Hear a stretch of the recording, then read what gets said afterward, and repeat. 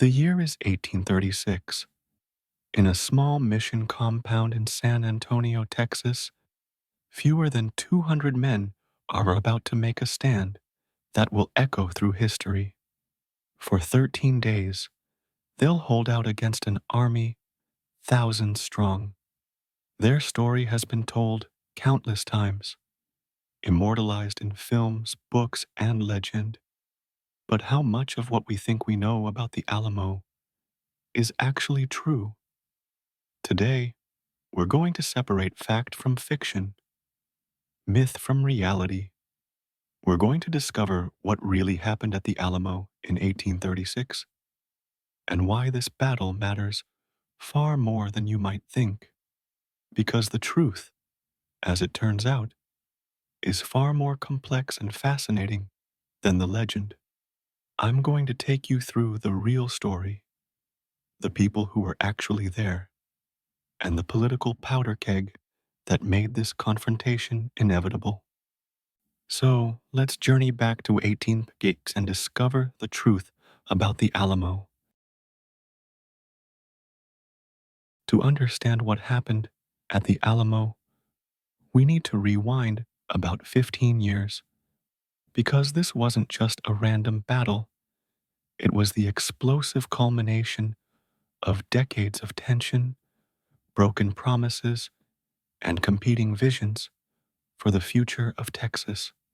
In 1820, Mexico won its independence from Spain after a brutal 11-year war. The newly independent nation inherited a vast territory that stretched from Central America all the way to what is now California, Nevada, Utah, and beyond. But there was a problem. Much of this territory, particularly the northern regions like Texas, was sparsely populated and difficult to control. Enter Moses Austin, an American entrepreneur with a bold plan. Ingenuity, he approached Spanish authorities with a proposal. Let him bring American settlers to Texas.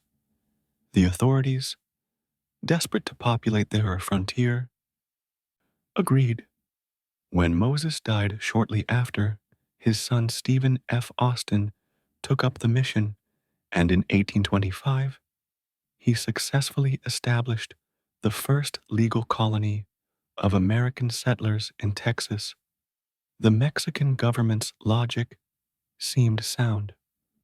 They needed settlers to develop the land, defend against Native American raids, and create a buffer zone against potential American expansion. They offered generous land grants. Heads of families could receive over 4,000 acres for practically nothing. All settlers had to do was become Mexican citizens, convert to Catholicism, and obey Mexican law. Thousands of Americans took the deal. By 1830, there were roughly 7,000 American settlers in Texas, outnumbering the Mexican population by a ratio of about 3 to 1. But problems emerged almost immediately. Most American settlers had no intention of actually converting to Catholicism or giving up their American customs and values. Many brought enslaved people with them, despite Mexico's increasingly abolitionist stance. In 1829, Mexico abolished slavery throughout the nation, though Texas was temporarily exempted due to pressure from the settlers. The Mexican government began to panic. They were losing control of Texas.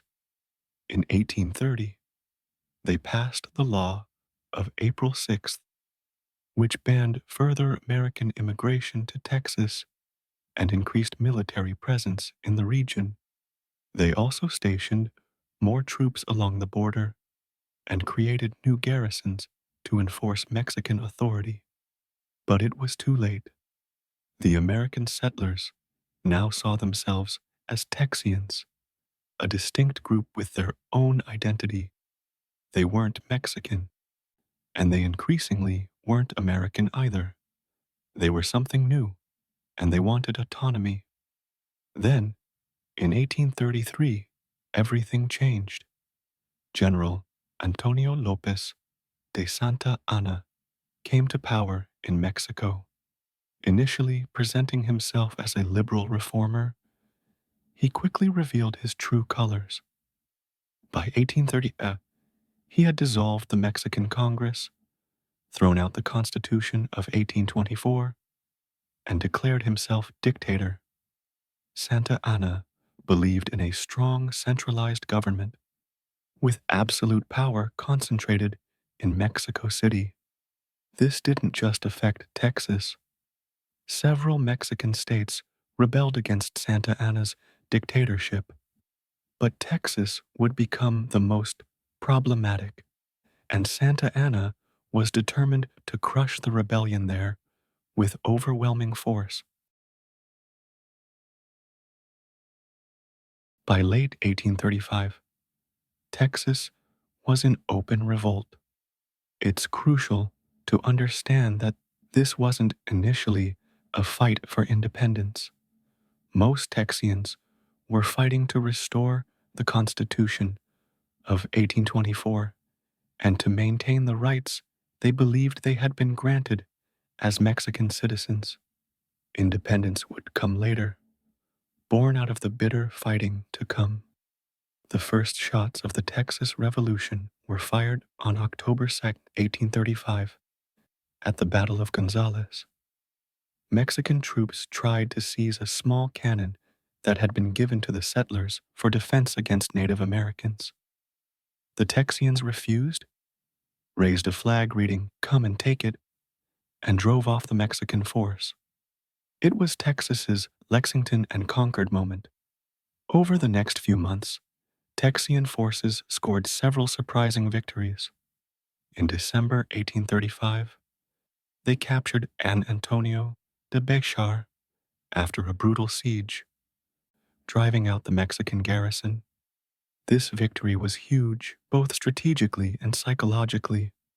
San Antonio was the most important settlement in Texas, and the Texians now controlled it. And this brings us to the Alamo itself. Let's clear up one common misconception right away. The Alamo was never meant to be a fort. It was a mission, built by Spanish missionaries decades earlier to convert local Native Americans to Catholicism. The mission had been secularized in 1793, and by the 1830s, it served as a makeshift military garrison. The compound covered about 3 acres and consisted of several buildings connected by stone walls that ranged from 9 to 12 feet high. The most recognizable structure, the chapel with its distinctive facade, was actually in ruins with no roof. The walls were adobe and stone, strong enough to stop musket balls, but vulnerable to artillery. After capturing San Antonio, the Texian forces faced a dilemma. Should they hold the city or abandon it? Some leaders, including Sam Houston, the commander-in-chief of the Texian army, believed they should destroy the fortifications and withdraw. Houston knew that Santa Anna would come north with a massive army, and he wanted to avoid a pitched battle until the Texian forces were better organized and equipped. But others disagreed. Among them were James Bowie, already famous as a knife fighter and adventurer, and William Barrett Travis, a young lawyer and lieutenant colonel in the Texian cavalry. They believed that holding San Antonio was essential for the defense of Texas, and that abandoning it would be a disaster for morale. In the end, the decision was made to stay and fortify the Alamo. It was a fateful choice. The garrison consisted of somewhere between 180 and 250 men. The exact number is still debated by historians. They had about 20 cannons, which they positioned along the walls and in strategic locations throughout the compound. These men came from all walks of life. Some were professional soldiers, others were farmers and frontiersmen. They came from different states and even different countries. At least a dozen were natives of Europe. Several were of Mexican descent, fighting against Santa Anna's dictatorship. One of the most famous defenders, Juan Seguin, was a Tejano captain who commanded a group of Mexican Texian cavalry. Throughout January and early February 1836, the defenders worked to strengthen the Alamo's defenses. They reinforced walls, mounted cannons, and stockpiled supplies, but they faced enormous challenges. They lacked sufficient gunpowder, medical supplies, and most critically, men. Travis sent out desperate letters begging for reinforcements, but few came. On February 23rd, 1836, their worst fears were realized. A lookout spotted dust clouds on the horizon.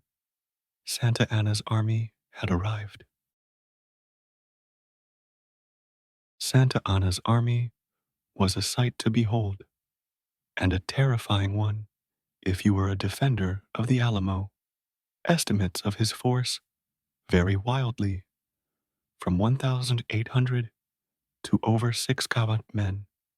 Modern historians generally agree the number was somewhere between 1,500 and 2,500, though reinforcements would arrive throughout the siege, bringing the total to around 200 to 3,000.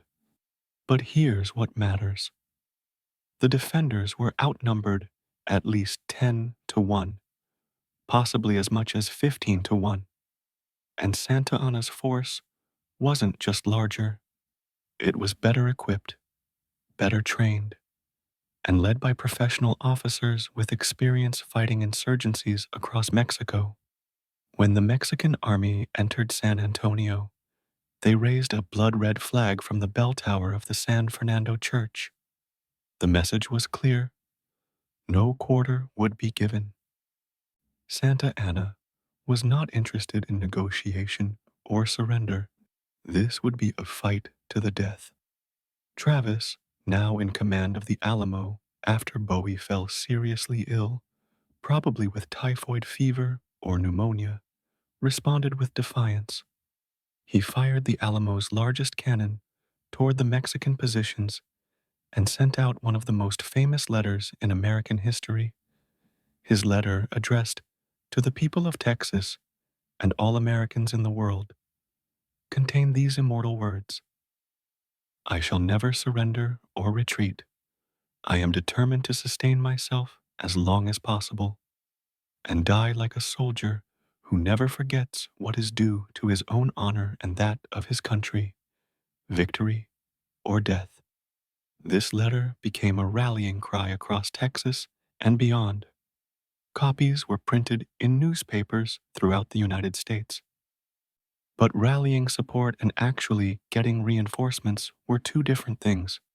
Travis desperately needed more men, more ammunition, more everything. Time was running out. The siege settled into a pattern.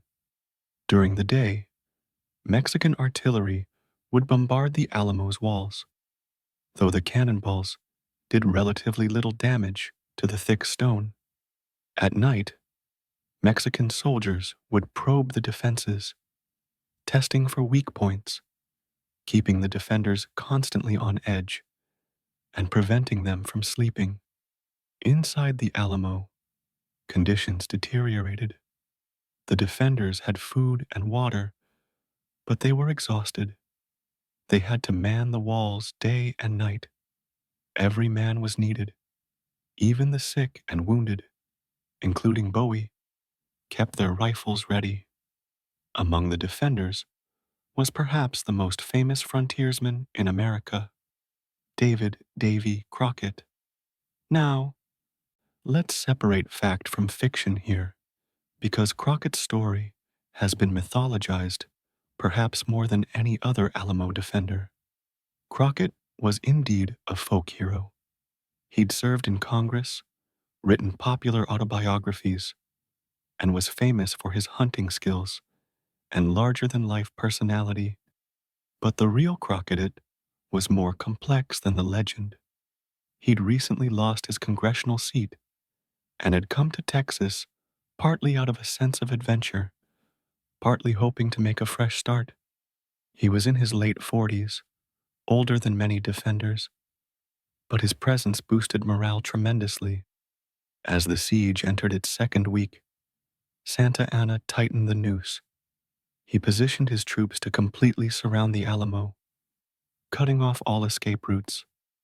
The defenders' situation grew more desperate with each passing day. On March 1st, a small miracle occurred.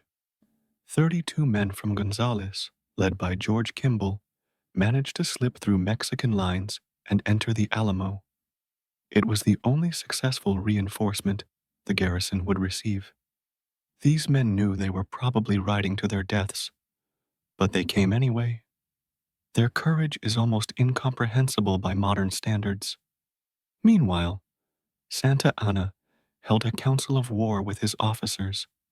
Some urged him to simply maintain the siege, starve out the defenders, and wait for them to surrender. This was the safe, logical approach, but Santa Anna rejected it.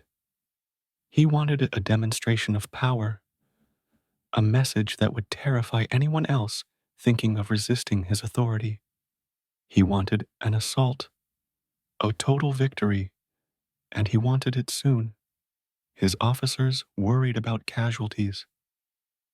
Assaulting a fortified position was the deadliest type of combat in the 19th century, but Santa Anna didn't care. He had the men, he had the artillery, and he had the will. The assault would happen. The 6th of March, 1836, 5 a.m. The temperature was cold, hovering just above freezing. Inside the Alamo, the defenders had finally gotten some rest. After 13 days of constant vigilance, exhaustion had overtaken them. Most were asleep at their posts or in the barracks, grabbing what rest they could. Outside, Santa Anna's army moved into position. He divided his force into 4 columns, each tasked with attacking a different section of the walls. The plan was to hit all sides simultaneously, overwhelming the defenders and preventing them from concentrating their fire on any single point. The soldiers moved in darkness and silence. They'd been ordered to leave behind anything that might make noise. This was going to be a surprise attack, and surprise was crucial. If the defenders had time to fully man their cannons and walls, the assault could fail, resulting in catastrophic Mexican casualties. At approximately 5:30 a.m., the signal was given. Mexican buglers sounded the degüello, the ancient Spanish battle call that meant no quarter would be given. The same red flag message, but now in sound. It was terrifying, designed to break morale before the fighting even began. The columns charged forward, soldiers shouting, "Viva Santa Anna! Viva Mexico!" They rushed toward the walls, carrying scaling ladders and crowbars, ready to climb over or break through whatever defenses they encountered. Inside the Alamo, the defenders jolted awake. Travis was among the first to the walls, shouting orders, trying to organize a defense against an attack coming from all directions at once. The cannons roared to life, loaded with grape shot that tore through the advancing columns. Rifles cracked from the walls, and Mexican soldiers began to fall. But they kept coming, wave after wave of soldiers, driven forward by their officers and by Santa Anna's iron will. The first assault failed. The Mexican columns broke and retreated under the withering fire from the walls. Bodies piled up at the base of the fortifications. Santa Anna immediately ordered a second assault. His officers rallied their men and drove them forward again. This time, some soldiers reached the walls and began setting up scaling ladders. Hand-to-hand combat erupted as defenders tried to push the ladders away or shoot soldiers as they climbed. The defenders were spread too thin. They couldn't be everywhere at once. The Mexican soldiers, despite heavy casualties, found weak points on the north wall where the fortifications were lowest. Soldiers finally managed to scale the wall and drop inside the compound. Travis, commanding from near the north wall, was struck by a gunshot to the forehead early in the battle. He fell, killed almost instantly. The loss of their commander was a devastating blow to the defenders' coordination. Once the Mexicans breached the north wall, the battle's outcome was inevitable. More soldiers poured over the walls. Some rushed to open the main gate, allowing even more troops to flood in. The Alamo's cannons, so effective at distance, were now useless. This became a brutal close-quarters fight. Rifles against bayonets, knives against swords. The defenders fought room by room, building by building. They fell back to the barracks, the chapel, anywhere they could make a stand, but they were hopelessly outnumbered now, and the outcome was certain. James Bowie, sick and bedridden, was killed in his quarters. The exact circumstances of his death are disputed. Some accounts say he died fighting from his bed, pistols in hand. Others suggest he was killed by bayonets without a chance to resist. We'll probably never know for certain. The chapel, that iconic building we associate with the Alamo today, saw some of the fiercest fighting. A group of defenders made their last stand there, fighting until they were overwhelmed. It was not, as Hollywood has often portrayed it, a neat or noble death. It was chaos, smoke, blood, and terror. By 6:30 a.m., just an hour after it began, the battle was over. Every fighting man inside the Alamo was dead. Santa Anna had his victory, but it had come at a terrible cost. Mexican casualties are disputed, but most historians estimate between 400 and 600 killed or wounded, with some estimates running even higher. For comparison, the defenders numbered somewhere between 180 and 250. The attackers had suffered casualties at a rate of 2 or 3 to 1. Extraordinary losses for a successful assault on a fortified position. In the immediate aftermath of the battle, Santa Anna ordered the bodies of the defenders to be treated with disrespect. According to most accounts, they were stripped of anything valuable, stacked like cordwood, and burned in large pyres. The Mexican dead, by contrast, were given proper burials in the local cemetery. This treatment of the dead enraged Texians and Americans when they heard about it. Santa Anna had wanted to send a message of power, but he'd actually created martyrs. Now, here's a crucial point that often gets overlooked. Not everyone in the Alamo died. Several non-combatants survived, including women, children, and enslaved people who had been in the compound. The most famous survivor was Susanna Dickinson, wife of defender Almiron Dickinson. She and her infant daughter Angelina survived the battle, hiding in the chapel. Santa Anna sent her to Gonzales with a message. "This is what happens to those who resist me." There's also controversy around the death of Davy Crockett, and this is where history gets really contentious. For over 150 years, it was accepted that Crockett died fighting. But in 1975, a diary allegedly written by Mexican officer José Enrique de la Peña was published. In it, de la Peña claims that Crockett and a handful of other defenders were captured alive and executed on Santa Anna's orders after the battle ended. This claim ignited fierce debate among historians that continues today. Some accept de la Peña's account as genuine, others question the diary's authenticity or argue that de la Peña was mistaken or repeating unreliable second-hand information. The truth is, we may never know exactly how Crockett died. What we do know is that he was at the Alamo, he fought, and he died there on the 6th of March, 1836. When news of the Alamo's fall reached Sam Houston and the Provisional Texas government, it sent shockwaves through the revolution. Houston had been trying to organize a proper army, but now he had to retreat eastward, conducting a fighting withdrawal as Santa Anna's forces pursued him deeper into Texas. The retreat, known as the Runaway Scrape, was chaotic and terrifying for Texas settlers. Thousands fled eastward, abandoning their homes and possessions, fearing that Santa Anna would massacre anyone associated with the rebellion. Towns were burned, farms were abandoned, and panic spread. But something unexpected was happening. The fall of the Alamo, rather than breaking Texas resistance, had galvanized it.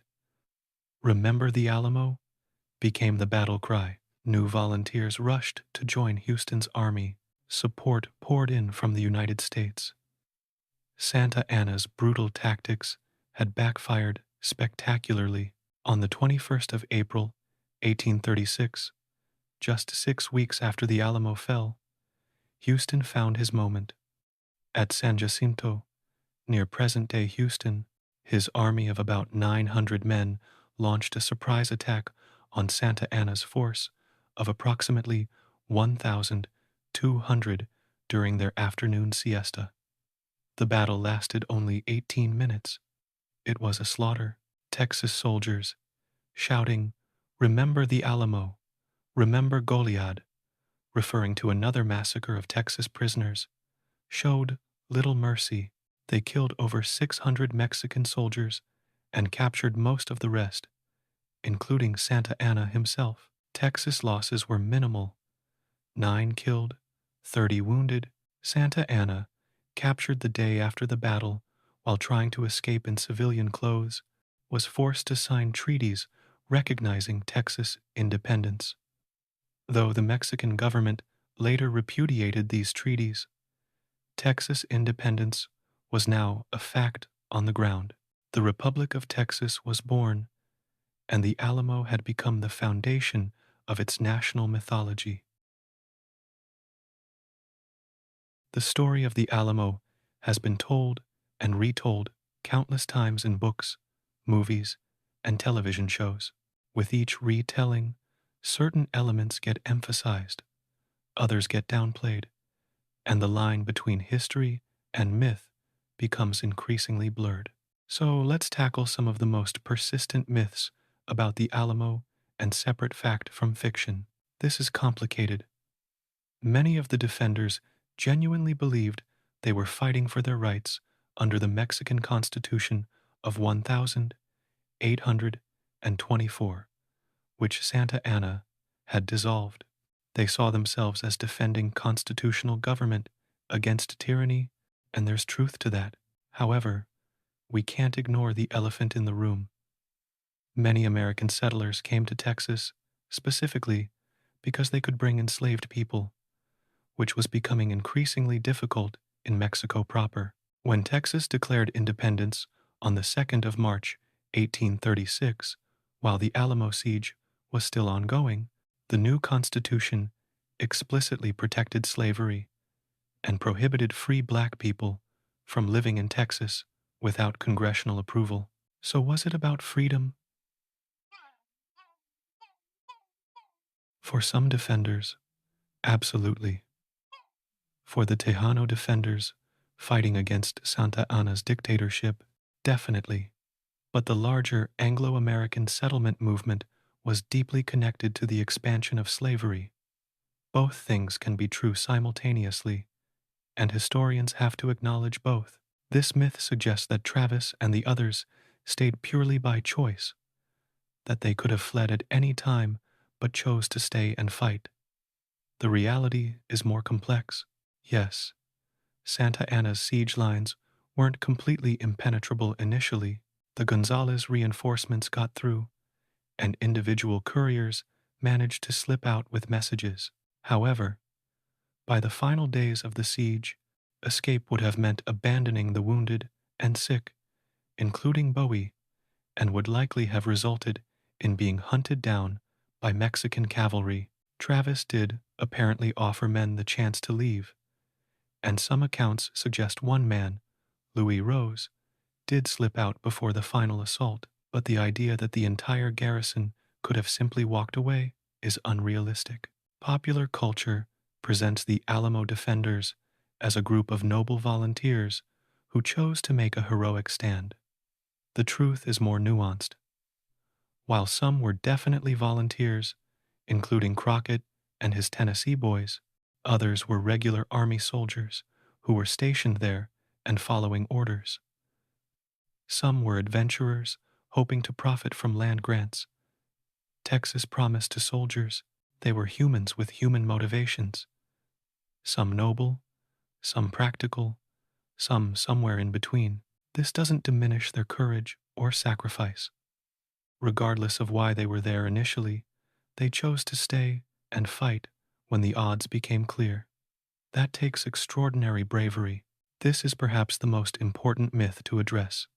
Some historians have argued that the Alamo was a military disaster that accomplished nothing. That's wrong. The 13-day siege bought precious time for the Texas government to organize, for Houston to gather and train his army, and for the Texas Declaration of Independence to be written and signed. More importantly, the battle eliminated any middle ground. It made compromise impossible and unified Texas in a way nothing else could have. Santa Anna's brutal victory turned into a strategic disaster. The outrage it generated and the rally cry it provided were instrumental in achieving Texas independence just weeks later. Hollywood has often portrayed Santa Anna's army as a disorganized mob. This is offensive and inaccurate. The Mexican army that besieged the Alamo was a professional military force with experienced officers and soldiers who had fought in multiple campaigns. They suffered heavy casualties at the Alamo, not because they were incompetent, but because assaulting a fortified position is incredibly dangerous and costly. Santa Anna's strategic mistakes at San Jacinto later shouldn't retroactively paint his entire army as incompetent. They were fighting a grueling campaign across difficult terrain, far from their supply bases. One of the most overlooked aspects of the Alamo story is the role of Tejanos, Mexican Texans who fought on both sides of the conflict. Their story complicates the simple narrative of Mexicans versus Americans that popular culture often presents. Juan Seguin was the highest-ranking Tejano officer in the Alamo garrison. Born into a prominent San Antonio family, Seguin was initially a supporter of Santa Anna's liberal politics, but when Santa Anna became a dictator, Seguin joined the Texas Revolution. He commanded a cavalry company and was in the Alamo when the siege began. Just days before the final assault, Travis sent Seguin out with messages requesting reinforcements. This assignment likely saved his life, but it also meant he had to live with survivor's guilt for the rest of his days.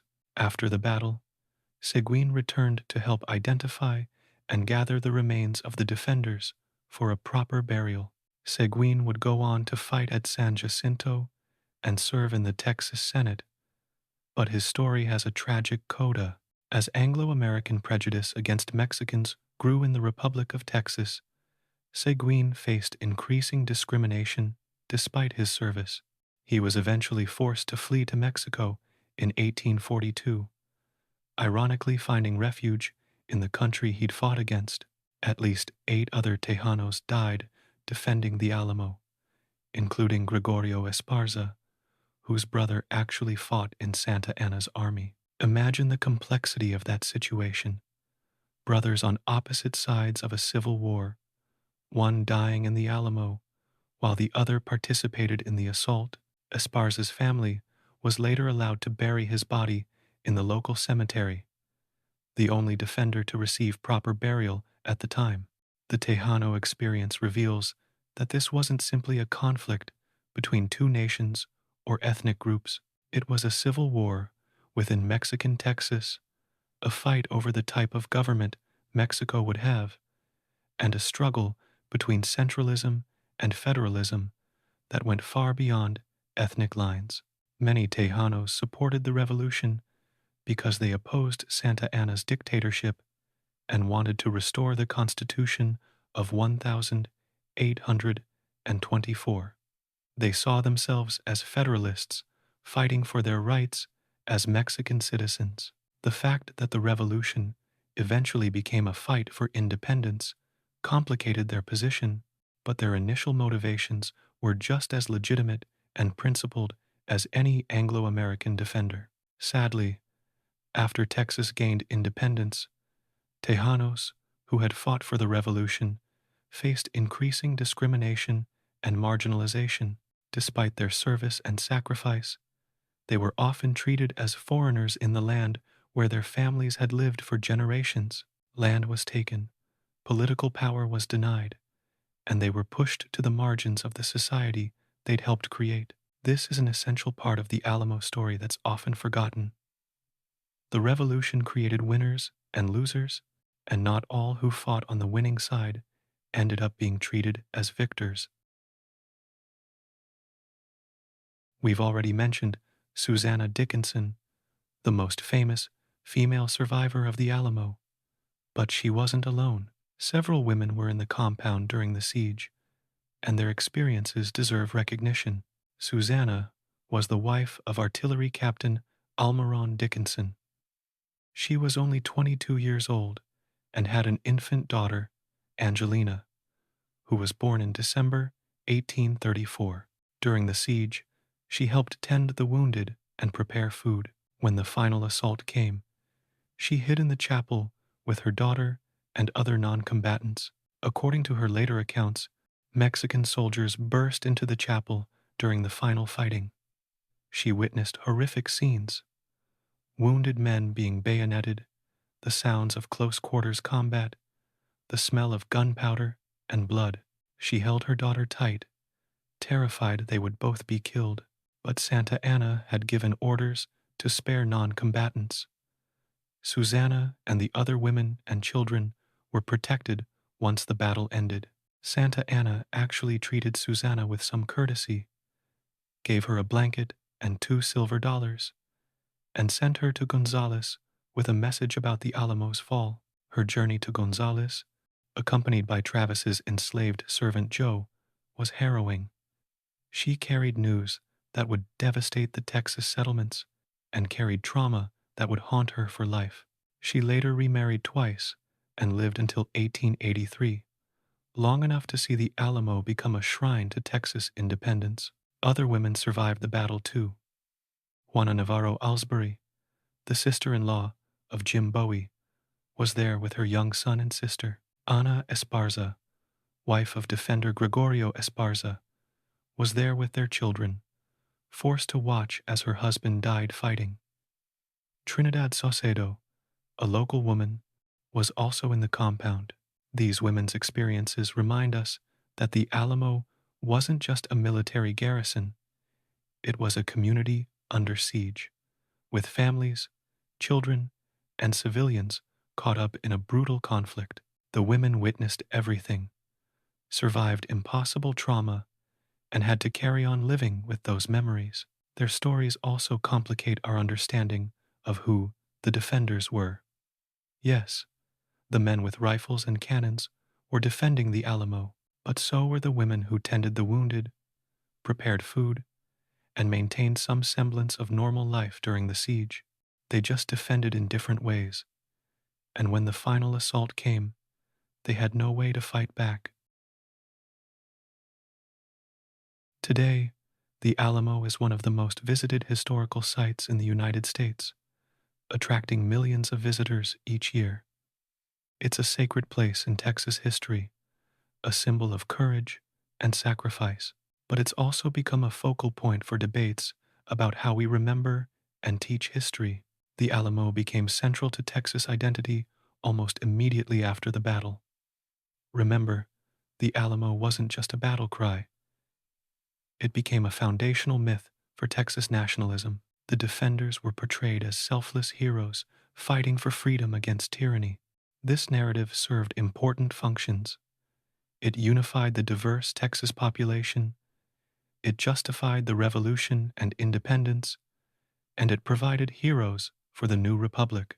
But as with any national myth, the reality is more complicated.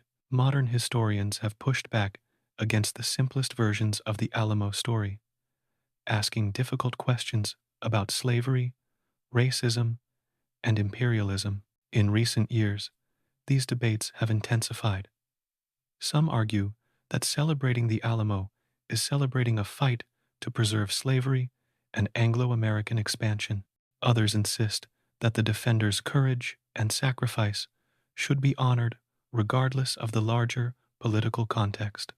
Both sides make important points, and navigating this debate requires nuance and good faith. The truth is probably that we need to tell the whole story. Yes, acknowledge the bravery of the defenders and the genuine idealism of many who fought, but also acknowledge the role of slavery in Texas settlement and the subsequent mistreatment of Tejanos. Teach about Juan Seguin and his fellow Tejano revolutionaries. Include the women's experiences.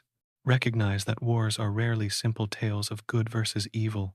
Modern archaeological work at the Alamo continues to reveal new information. In recent years, researchers have discovered the original location of structures, found artifacts that tell us more about daily life during the siege, and have better mapped the battlefield. Each new discovery adds nuance to our understanding. It's also worth noting that the Alamo story looks very different from a Mexican perspective. For many Mexicans, Santa Anna was fighting to preserve national sovereignty against American expansionism. The Texas Revolution was the first chapter in a larger story of U.S. territorial expansion that would culminate in the Mexican-American War, 1846 to 1848, which cost Mexico half its territory. From this viewpoint, the Alamo defenders weren't heroes, but rather aggressive settlers who refused to respect Mexican law and sovereignty. This doesn't make the Mexican perspective right and the Texas perspective wrong, or vice versa. It reminds us that historical events can be legitimately interpreted in different ways depending on one's perspective and values. So what can we learn from the Alamo? What does this 188-year-old battle have to teach us today? First, the Alamo reminds us that history is complex and resists simple narratives. It wasn't purely about freedom or purely about slavery. It wasn't a simple story of heroes versus villains. Real history involves real people with mixed motivations, complicated politics, and outcomes that satisfy no one completely.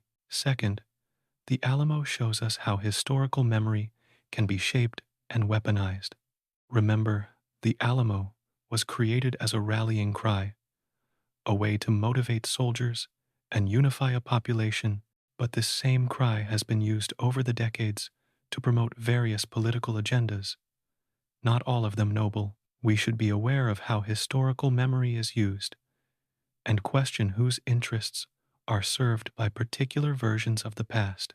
Third, from a purely military standpoint, the Alamo demonstrates both the courage required to make a last stand and the terrible costs of such decisions. Santa Anna's tactical victory became a strategic disaster because he failed to understand that warfare is as much about psychology and politics as it is about bullets and bayonets. The martyrdom he created inspired more resistance than his living enemies could have.